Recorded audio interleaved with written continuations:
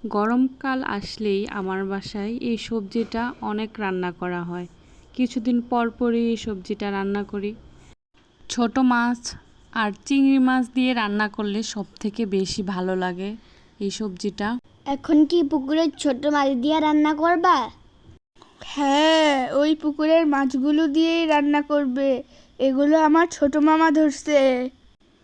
এখন আমরা কড়াইতে সরিষার তেল দিয়ে দিব।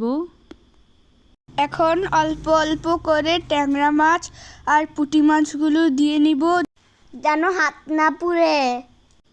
এই মাছগুলো অনেক বড় বড় ছিল। সবগুলো মাছের ভিতরে ডিমও ছিল। এখন মাছগুলো সুন্দর করে উল্টে পাল্টে ভেজে নিব। এখন মাছগুলো ভাজা হয়ে গেলে আস্তে আস্তে তুলে নিব। মাম্মি দেখো যেন হাত না পুড়ে। এবার মাছগুলো ভাজা হয়ে গেল। এখন কড়াইতে পেঁয়াজ কুচি দিয়ে দিব। পেঁয়াজগুলো আস্তে আস্তে ভালোভাবে ভেজে নিব।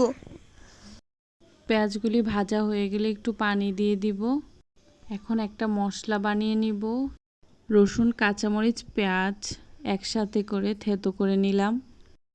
এভাবে থেতো করা মশলা একবার তরকারিতে দিয়ে দেখবেন, অনেক স্বাদ লাগে সব মশলাগুলা এইভাবে থেতো করে নিলে। এখন হলুদ, লবণ, জিরে গুঁড়া দিয়ে দিব।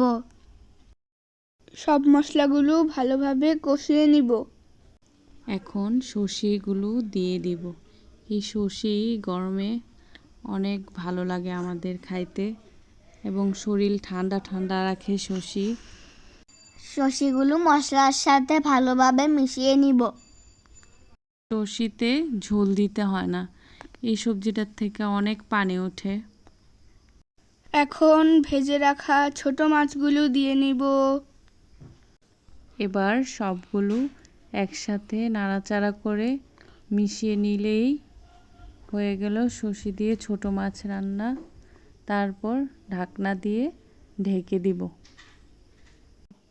ব্যাস, তৈরি হয়ে গেল সর্ষে আর ছোট মাছের ঝোল। এবার ধোয়া ওঠা গরম গরম ভাতের সাথে দুটি মাছ নিয়ে নিব। মাম্মি আমাকে আগে দাও, আমি আগে টেস্ট করে দেখব।